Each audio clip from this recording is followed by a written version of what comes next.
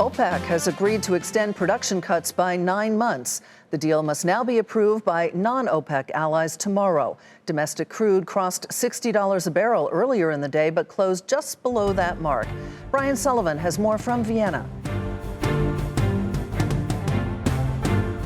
It was a long day here at OPEC headquarters in Vienna, Austria, but in the end, it did end with two pieces of big news. Number one, the group has agreed to extend production cuts made last year of 1.2 million barrels of oil per day by 9 months. That's longer than expected and takes the group into 2020. They are trying to counter the weight of growing U.S. shale output as OPEC has lost a little bit of its market power.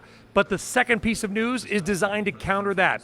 The group has signed a long-term deal of cooperation with Russia. Russia is not a member of OPEC, but has been criticized lately for maybe placing too big of a role of itself on a group to which it does not belong. But the group finally here, OPEC, agreeing that they would agree to cooperate with a Russia-led coalition, which gives OPEC about 11 million barrels more a day of oil of market power. That is the outcome of today's meeting, but that wasn't all the drama. First off, around the criticism that OPEC had become perhaps too close to Russia. In fact, the Saudi oil minister in the media scrum had to acknowledge the fact that every OPEC member still matters.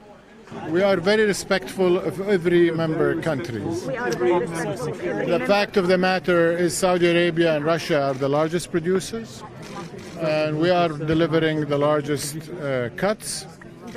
And for us to agree first and then to discuss our agreement with our colleagues from other countries, I think only helps reach the unanimous consensus that we're seeking. Of course, the other overarching piece of news here hanging over was Iran, upset with OPEC over what it perceived as lack of support around U.S. oil sanctions. We had a chance to catch up with the Iranian oil minister as well and asked him what would it take to get Iran back to the table with the United States.